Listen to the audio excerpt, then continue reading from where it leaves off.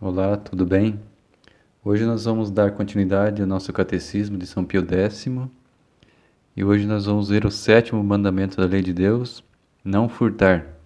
Quando se pensa em furto ou roubo, automaticamente se pensa em alguma coisa que pertence a uma pessoa, que está em posse da pessoa. E pensando nisso, a gente imagina o direito à propriedade privada. Entretanto, apesar de Deus garantir a posse da propriedade privada, nós vemos que no princípio Deus criou todas as coisas para o gênero humano. Vamos ver agora o que está escrito no Gênesis, no capítulo 1, versículo 26 a 29. Deus disse: Façamos o homem à nossa imagem e semelhança, que ele reine sobre os peixes do mar, sobre as aves do céu, sobre os animais domésticos e sobre toda a terra, e sobre todos os répteis que se rastejam sobre a terra. Deus criou o homem à sua imagem, criou a imagem de Deus.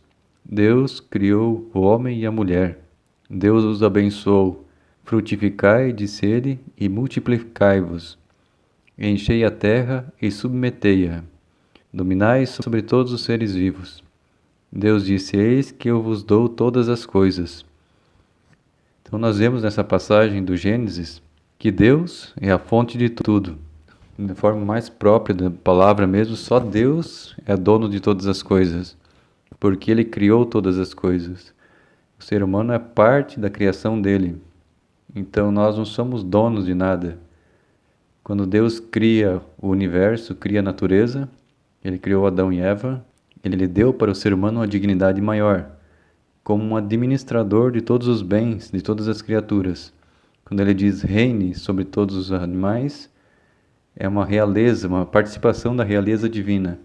O ser humano não é dono, mas é uma participação na realeza divina. Da mesma forma como frutificar, multiplicar, que é a parte biológica da geração de filhos. E também o domínio, dominar sobre os seres vivos. É uma forma de o ser humano dominar também a si mesmo, não se deixar dominar pelos instintos, pelo egoísmo. Tudo está a serviço do ser humano e o ser humano está a serviço de Deus. Então nós vemos também que no Gênesis capítulo 2, versículo 19, versículo 20, diz que Deus conferiu ao ser humano, Adão, o poder de dar nome a todos os seres vivos. Então o ser humano novamente participa, Deus quer que o ser humano participe da sua realeza, dando também o poder do homem nomear todos os seres vivos.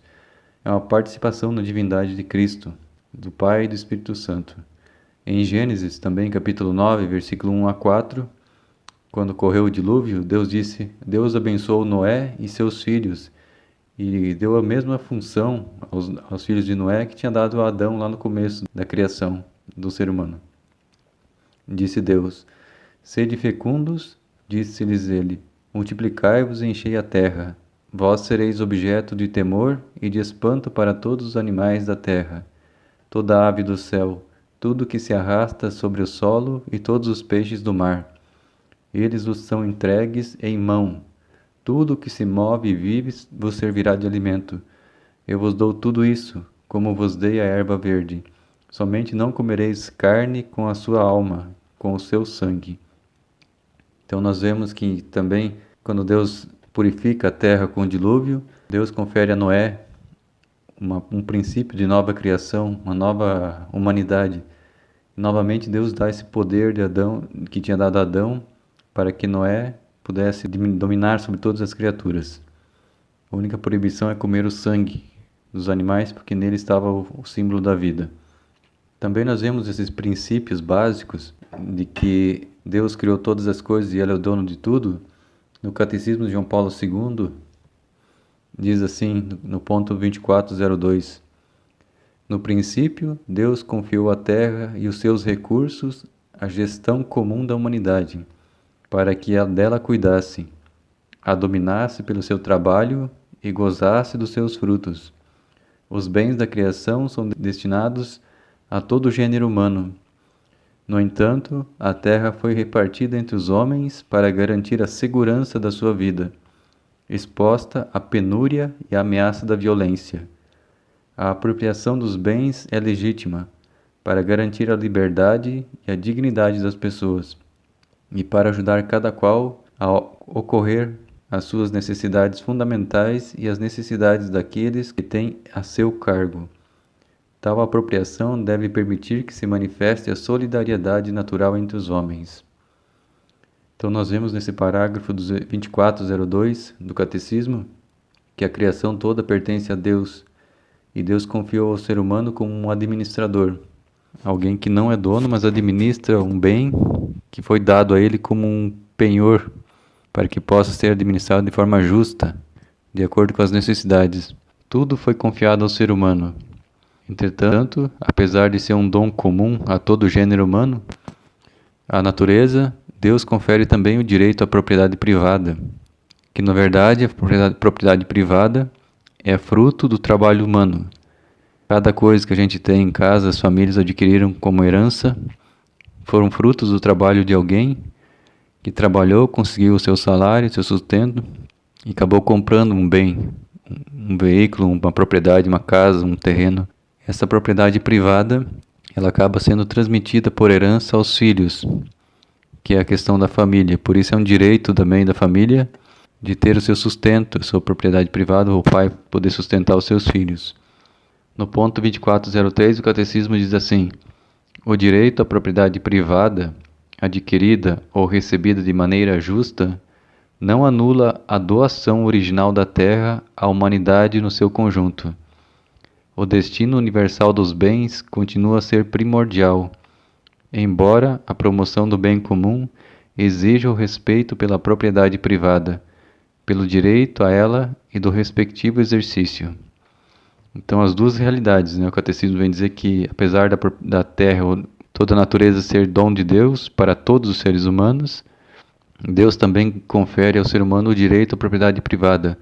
Entretanto, essa posse dos bens, elas estão à função do sustento das necessidades particulares da pessoa e também para auxiliar as outras pessoas que passam por necessidades que não têm os mesmos privilégios. No ponto 2404 do Catecismo diz que quem usa desses bens não deve considerar as coisas exteriores que legitimamente possui só como próprias, mas também comuns, no sentido de que possam beneficiar não só a si, mas também aos outros. A propriedade de um bem faz do seu detentor um administrador da providência de Deus, com a obrigação de o fazer frutificar e de comunicar os seus benefícios aos outros, a começar pelos seus próximos.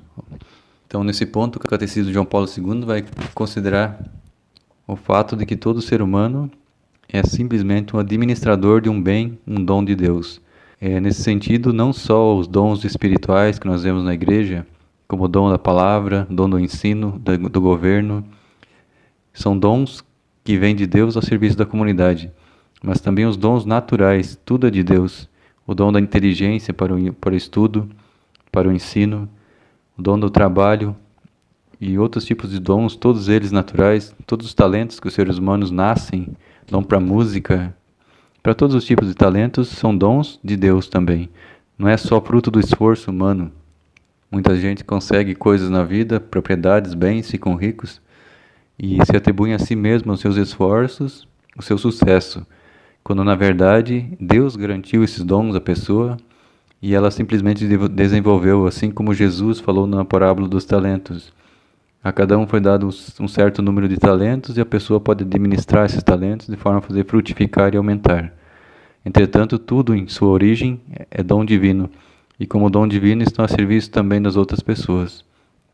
No ponto 24 e 27, o Catecismo diz assim: o trabalho humano procede imediatamente das pessoas criadas à imagem de Deus e chamadas a prolongar umas com as outras a obra da criação, dominando a terra.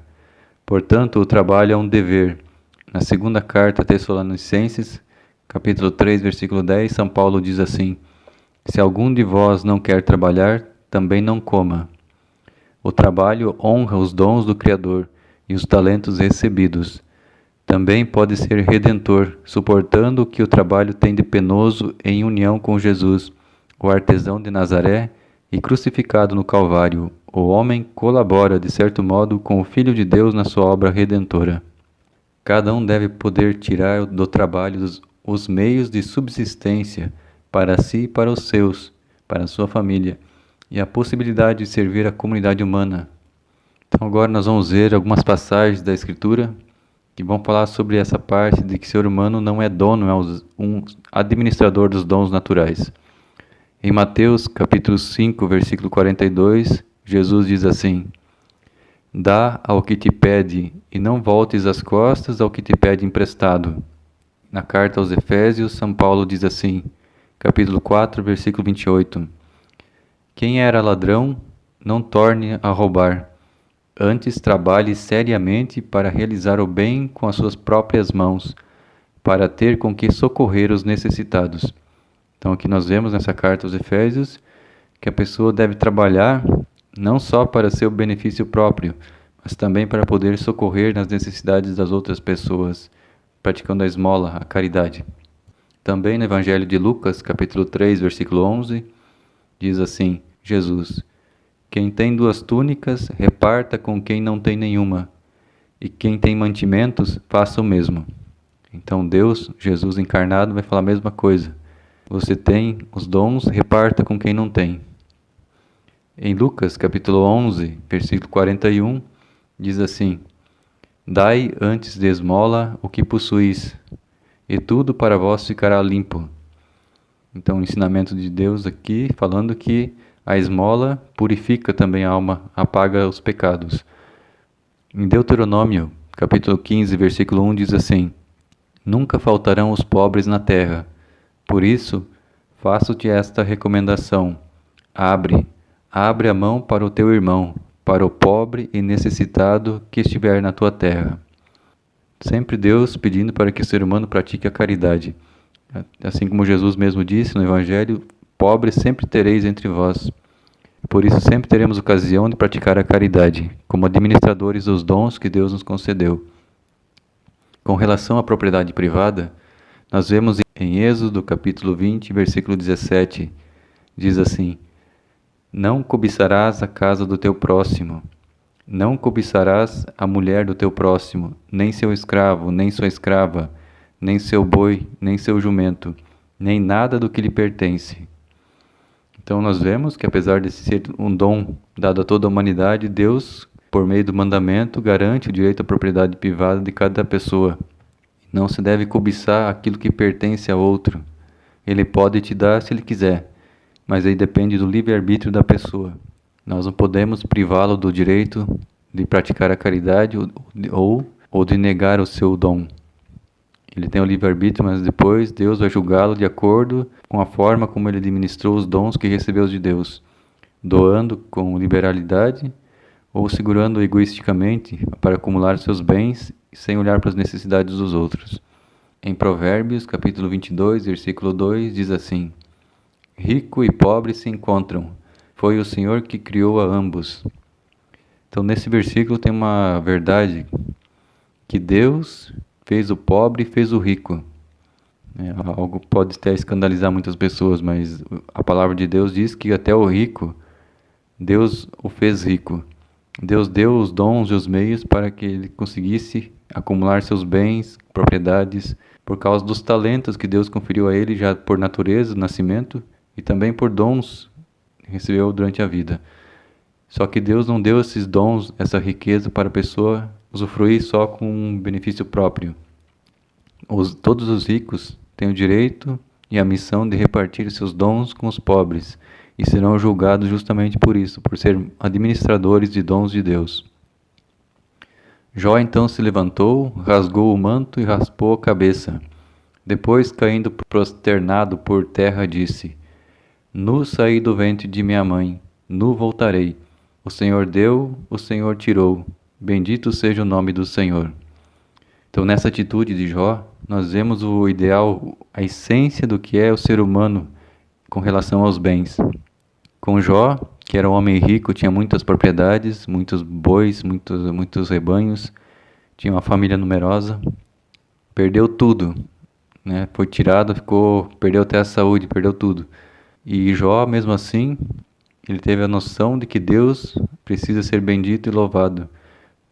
Tudo ele recebeu de Deus, ele nasceu nu, não tinha nada. Adquiriu um monte de coisas, propriedades durante a vida, e acabou perdendo tudo. E ele falou que nu voltará também para o ventre da mãe. No final da vida vai morrer, não vai levar nada. Então Deus deu, Deus tirou, bendito seja o nome do Senhor. Essa é a atitude do ser humano, do cristão. Está sempre nas mãos de Deus, independente do sucesso material ou da miséria.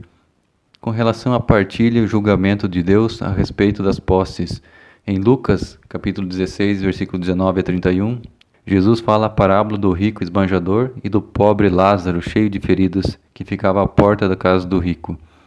E nós vemos que o rico, por usufruir da riqueza só para o seu próprio benefício, acabou indo para o inferno. E de lá pedia socorro para Lázaro, que passou a vida toda em sofrimento, e miséria e fome, e que não recebeu os benefícios do rico. Ambos morreram, e Lázaro foi levado para junto de Abraão e foi salvo, enquanto que aquele que não administrou os bens acabou se condenando. Também em Mateus capítulo 19, versículo 16 a 24, tem aquela passagem do jovem rico que pergunta a Jesus o que deve fazer para ter a vida eterna. Jesus pede que ele observe os mandamentos. Ele fala que sempre observou isso. Jesus então diz: se queres ser perfeito, vai, vende teus bens, dá-os aos pobres e terás um tesouro no céu. Depois vem e segue-me. Ouvindo essas palavras, o jovem foi embora muito triste, porque possuía muitos bens. Jesus disse então a seus discípulos: em verdade vos declaro, é difícil para um rico entrar no reino dos céus. Eu repito, é mais fácil um camelo passar pelo fundo de uma agulha do que um rico entrar no reino de Deus. Então nós vemos que Jesus, através de dois ensinamentos, novamente o perigo de ter riquezas. É um dom de Deus, mas é um perigo muito grande por causa do apego. A pessoa pode se apegar a esses bens, às suas propriedades, seu dinheiro, sua conta, seu luxo, seu conforto, e esquecer de praticar a caridade e desapegar. O que importa vai muito além daquilo que se tem, é aquilo que se é e aquilo que nós vamos ter depois da nossa morte. Também na carta a Tiago, capítulo 5, versículo 6, vai dizer assim, em relação a quem tem propriedades: e agora, ó ricos, chorai em altos brados por causa das desgraças que virão sobre vós. As vossas riquezas estão podres e as vossas vestes roídas pela traça. O vosso ouro e a vossa prata enferrujaram-se, e a sua ferrugem servirá de testemunho contra vós, e devorará a vossa carne como o fogo. Entesourastes, afinal, para os vossos últimos dias. Olhai para o salário que não pagastes aos trabalhadores, que ceifaram os vossos campos até a clamar. E os clamores dos ceifeiros chegaram aos ouvidos do Senhor do Universo.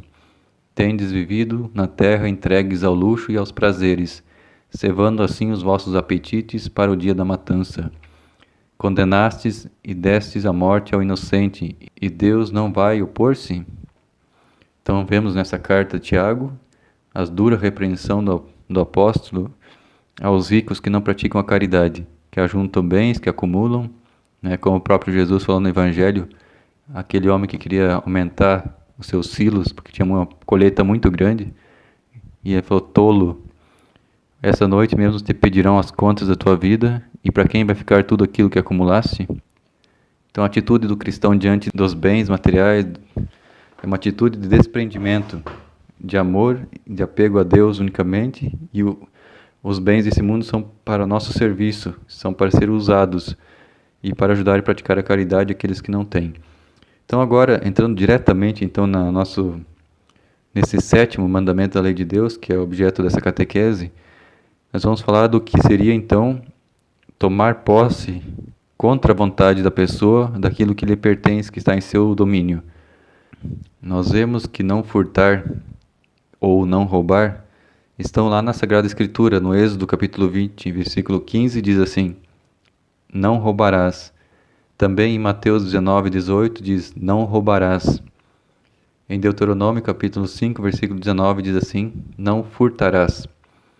Então agora nós vamos iniciar o primeiro ponto aqui do Catecismo de São Pio X, número 431. A pergunta é: que nos proíbe o sétimo mandamento, não furtar? O sétimo mandamento, não furtar, proíbe tirar ou reter injustamente as coisas alheias e causar dano ao próximo nos seus bens de qualquer outro modo. Então aqui esse mandamento vai dizer algumas formas de se roubar, de se furtar. Então o furto em si é você pegar escondido da pessoa algo que pertence a ela, um objeto, qualquer coisa, e segurar para ti, injustamente, sem a permissão da pessoa que é dona, e causando um dano a essa pessoa, em seus bens ou de qualquer outra forma. Também, o ponto 432 vai dizer assim: o que quer dizer furtar? Furtar quer dizer tirar injustamente as coisas alheias contra a vontade do dono, quando ele tem toda a razão e todo o direito de não querer ser privado do que lhe pertence. Então, o furto em si está baseado na não permissão. A pessoa não usou o livre-arbítrio dela para doar esse objeto para você. Você foi lá e tirou contra a vontade da pessoa. Ela não deu. Foi tomada, foi saqueada. 433. Por que se proíbe furtar? Porque se peca contra a justiça e se faz injúria ao próximo, tirando ou retendo contra o seu direito e contra a sua vontade o que lhe pertence. Então, na base do pecado do furto está uma injustiça. É algo que você não tem o direito porque pertence a outra pessoa. E você está passando por cima da vontade da pessoa, do livre-arbítrio dela. 434. Que são as coisas alheias?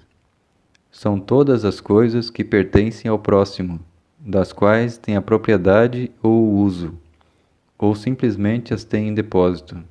Então, o que seriam as coisas alheias? Tudo aquilo que não pertence a ti, que está em propriedade de outra pessoa, não é comum, não está disponível a todos. 435. De quantos modos se tiram injustamente as coisas alheias? De 2 modos, com o furto e com o roubo. 436. Como se comete o furto? Comete-se o furto tirando ocultamente as coisas alheias. 437. Como se comete o roubo? Comete-se o roubo tirando com violência ou manifestamente as coisas alheias. Então aqui São Pio X vai fazer uma distinção entre as duas formas de injustiça, tanto o roubo quanto o furto. O furto é quando a pessoa pega o objeto da pessoa sem ela saber, enquanto que o roubo é usado da violência, é tirado a força da pessoa. Nós vemos com frequência os assaltos a mãos armadas, os sequestros, todos os tipos de violência são roubos, são atentados diretamente contra a pessoa. 438. Em que casos se podem tirar as coisas alheias sem cometer pecado? Quando o dono não se opõe, ou então quando se opõe injustamente, como aconteceria se alguém estivesse em extrema necessidade, contanto que tirasse só o que lhe é estritamente necessário para suprir a necessidade urgente e extrema.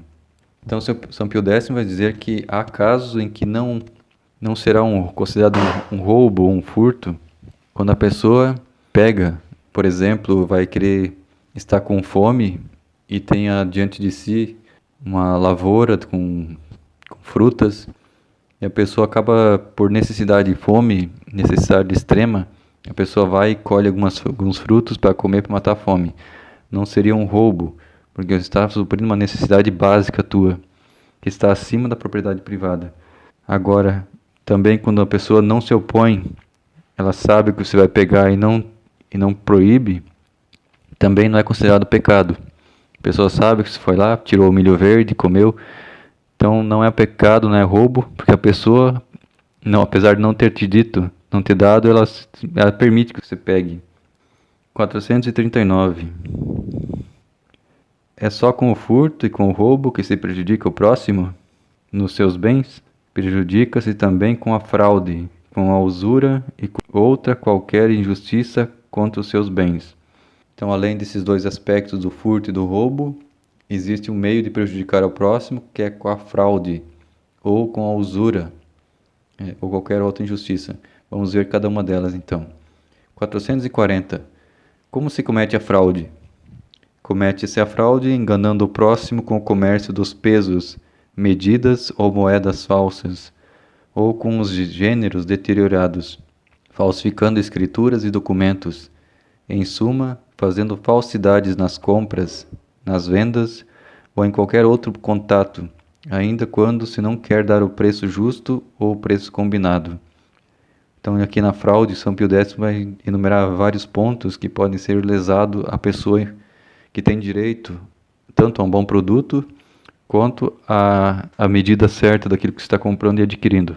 Tanto na venda quanto na compra, as coisas têm um valor em si de mercado e a pessoa precisa receber de acordo com aquilo que vale.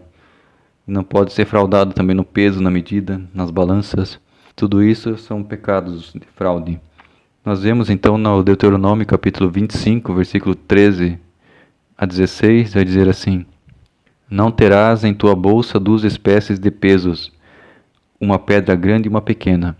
Não terás 2 espécies de efás, um grande e um pequeno. Tuas pedras serão um peso exato e justo, para que sejam prolongados os teus dias na terra que te dá o Senhor teu Deus. Porque quem faz essas coisas, quem comete fraude, é abominável aos olhos do Senhor teu Deus. Então nós vemos uma condenação séria no Deuteronômio para quem frauda os produtos, né? O peso, as medidas. Também no livro de Amós, profeta, capítulo 8, versículo 4 a 6, diz assim: Ouvi isto, vós que engolis o pobre, e fazeis perecer os humildes da terra, dizendo: Quando passará a lua nova, para vendermos o nosso trigo, e o sábado para abrirmos nos nossos celeiros, diminuindo a medida e aumentando o preço, e falseando a balança para defraudar? Compraremos os infelizes por dinheiro e os pobres por um par de sandálias. Venderemos até o refúgio do trigo. Novamente, aqui uma condenação na Bíblia a respeito dos ricos que tentam dominar o mercado, aumentando os preços, diminuindo, para tirar lucro em cima dos pobres, de forma injusta, uma fraude. Vemos agora, então, no ponto 441, de que modo se comete a usura. Comete-se a usura exigindo sem título legítimo um juro ilícito por uma quantia emprestada, abusando da necessidade ou da ignorância do próximo. Então a usura é condenada, que é o excesso do juro de forma injusta, a porcentagem de juro quando se empresta o dinheiro, quando se extrapola os limites normais da sociedade, está cometendo usura e está cometendo um pecado, então de lesando contra a justiça os direitos da propriedade do próximo. Ou pode ser tanto usando do problema que a outra pessoa está passando, a necessidade dela, ela vai precisar do empréstimo teu, e como ela está dependendo totalmente de você para pagar uma conta, você aproveita a ocasião que a pessoa não tem para quem recorrer e você extrapola os limites e ainda abusa da pessoa, cobrando um juro fora do normal. Também quando a pessoa tem problema mental, tem ignorância, a pessoa se aproveita do coitado para tirar lucro em cima dele e roubar praticamente, né, com o juro. Também, no ponto 442, diz assim: Que outras injustiças se cometem contra os bens do próximo? São injustiças fazê-lo perder injustamente o que tem, danificá-lo nas suas propriedades, não trabalhar como se deve, não pagar por malícia as dívidas e mercadorias compradas, ferir ou matar os animais do próximo, estragar ou deixar estragar-se o que se tem em depósito, impedir alguém de auferir um lucro justo, auxiliar os ladrões e receber, esconder ou comprar coisas roubadas. Então aqui São Pio X enumera um monte de ocasiões de cometem injustiça contra o próximo. São várias ocasiões em que a pessoa é lesada nos seus direitos de propriedade. Tanto não pagando, a pessoa pega emprestado e não paga, ou danifica a propriedade do próximo, matando animais, estragando plantações. Quando a pessoa deixa algum material, um produto para você guardar, você deixa estragar, ou você não paga um juro justo para a pessoa, pegou emprestado e não quer pagar um juro básico e que seja justo. Ou comprar coisas roubadas de outras pessoas. Um ladrão roubou, você vai e compra por um preço mais baixo, lesando a pessoa que foi roubada lá no início. Ponto 443. É pecado grave roubar? É um pecado grave contra a justiça quando se trata de matéria grave, porque é de suma importância que seja respeitado o direito que cada um tem sobre os próprios bens, e isto para o bem dos indivíduos, das famílias e da sociedade. Então é pecado grave roubar, de acordo com a gravidade daquilo que se rouba, né, da importância. Uma pessoa, algo é muito importante, o pecado vai ser grave. Se é uma coisa insignificante, um pecado leve. Ponto 444. Quando é grave a matéria do furto? É grave quando se tira coisa importante, e ainda quando tirando-se coisa de pouca monta, o próximo sofre com isso grave dano. Também, novamente, com relação ao furto, depende da importância daquele objeto roubado para a pessoa que foi lesada e que acaba causando um dano grave para a pessoa que perdeu aquele objeto. No ponto 445, que nos ordena o sétimo mandamento? O sétimo mandamento ordena-nos que respeitemos as coisas alheias, que paguemos o justo salário aos operários e que observemos a justiça em tudo o que se refere à propriedade alheia. Então, o resumo, São Pio X resuma o sétimo mandamento, que é o respeito a tudo aquilo que pertence ao outro e também o pagamento justo do salário. Em Deuteronômio, capítulo 24, versículo 14 a 15, diz assim: Não prejudicarás o assalariado, pobre e necessitado, quer seja um dos teus irmãos, quer seja um estrangeiro que mora numa das cidades da tua terra. Dar-lhe-ás o seu salário no mesmo dia, antes do pôr do sol, porque é pobre e espera impacientemente a sua paga. Do contrário, clamaria contra ti ao Senhor, e serias culpado de um pecado. Então, a Sagrada Escritura falando da necessidade de pagar o salário justo ao trabalhador, e de forma imediata, sem adiar. No ponto 446, quem pecou contra o sétimo mandamento, basta que se confesse disso? Quem pecou contra o sétimo mandamento, não basta que se confesse, mas é necessário que faça o que puder para restituir as coisas alheias e reparar os danos causados ao próximo.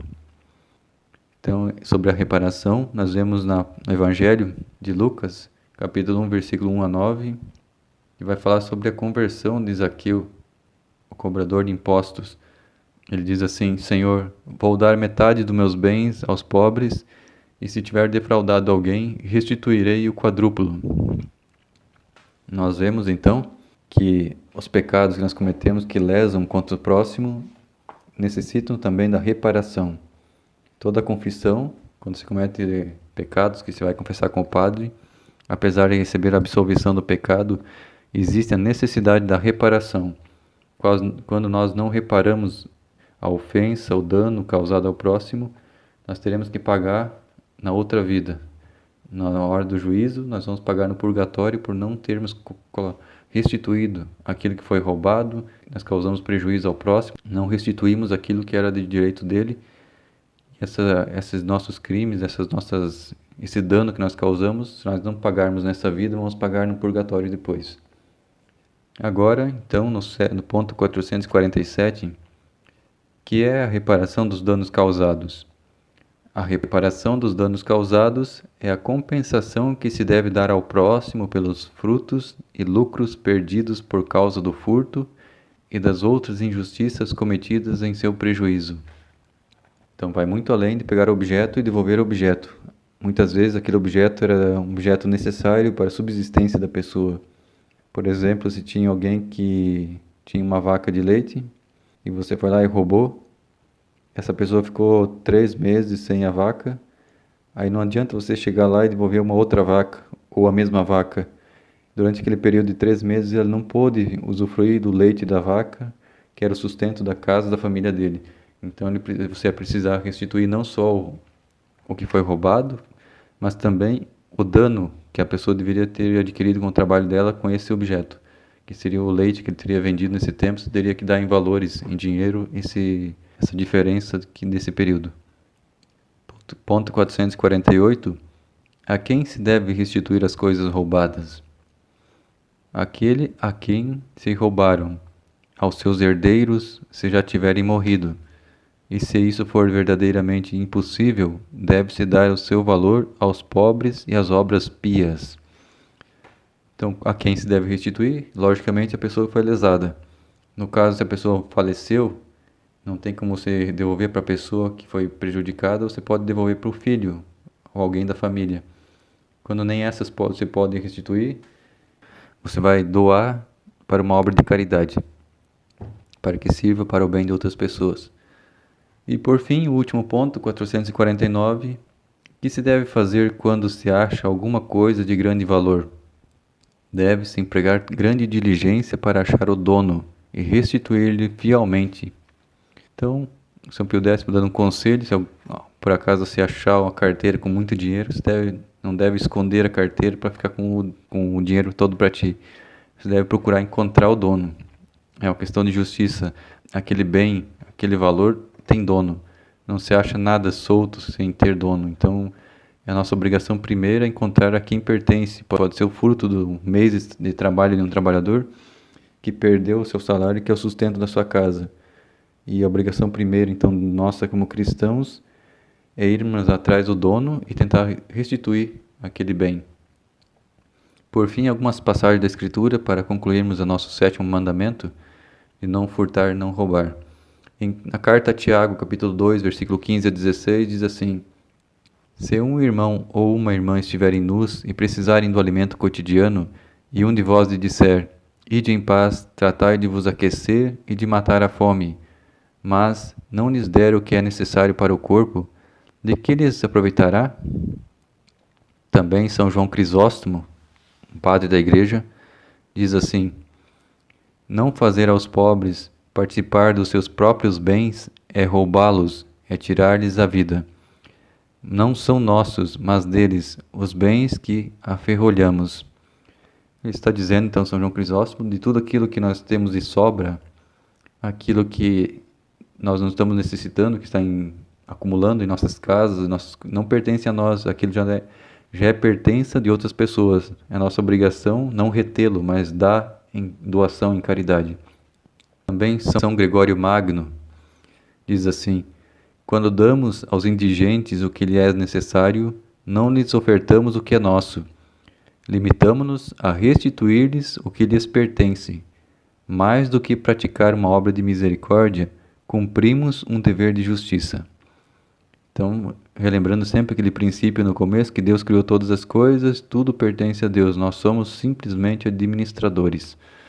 Também no Evangelho de Mateus, capítulo 6, versículo 26, diz assim, Jesus: Olhai as aves do céu, não semeiam nem ceifam, nem recolhem em celeiros, e vosso Pai Celeste as alimenta. Não valeis vós muito mais do que elas? Jesus ensinando então a necessidade de confiarmos em Deus e não nas riquezas. Deus Pai é dono de tudo e cuida de tudo em sua providência, não devemos nos apegar aos bens materiais. E ele fala inclusive para buscar em primeiro lugar o reino de Deus e a sua justiça, que nós teremos tudo em acréscimo. Também, na segunda carta a Coríntios, capítulo 8, versículo 9, diz assim: Vós conheceis a bondade de nosso Senhor Jesus Cristo, sendo rico, se fez pobre por vós, a fim de vos enriquecer por sua pobreza. Ou seja, Jesus veio mostrar como se deve o ser humano viver, com desapego dos bens materiais. Ele, que é o Criador do universo, não quis riquezas e luxo. Também nós não devemos buscar essas coisas em primeiro lugar, mas Deus. E nos Atos dos Apóstolos, capítulo 2, versículo 43 a 46, vai ter um relato da primeira comunidade cristã, dos nossos primeiros católicos. Dizia assim: Todos os fiéis viviam unidos e tinham tudo em comum. Vendiam as suas propriedades e seus bens e dividiam-nos por todos, segundo a necessidade de cada um. Unidos de coração, frequentavam todos os dias o templo, partiam o pão nas casas e tomavam a comida com alegria e singeleza de coração. Então nós vemos aqui o desapego dos cristãos, vendiam suas propriedades, doavam para a igreja. Os primeiros cristãos dividiam tudo em comum. É um ideal altíssimo da vivência cristã e que nós também devemos ter esse coração desprendido, desapegado, mesmo que Deus nos conceda a graça de termos dons e bens e adquirirmos riqueza nessa vida. Essas riquezas servem tanto para a nossa salvação como para a nossa condenação. Deus não condena a riqueza, Ele condena o apego à riqueza e a falta de caridade. Então, respeito às coisas alheias, não tomar à força aquilo que não nos pertence e tem dono. É a base desse 7º mandamento: não roubar, não furtar. Se alguém tiver com alguma dúvida sobre esse mandamento, escreva seus comentários abaixo desse vídeo. Ficamos por aqui, então na próxima catequese veremos o 8º mandamento. Se você gostou do nosso vídeo, se inscreva no canal para receber novos vídeos e conhecer a doutrina católica. Deixe seus comentários e sugestões. Acione o sininho para receber as notificações. Compartilhe com seus familiares e amigos. Louvado seja nosso Senhor Jesus Cristo, para sempre seja louvado.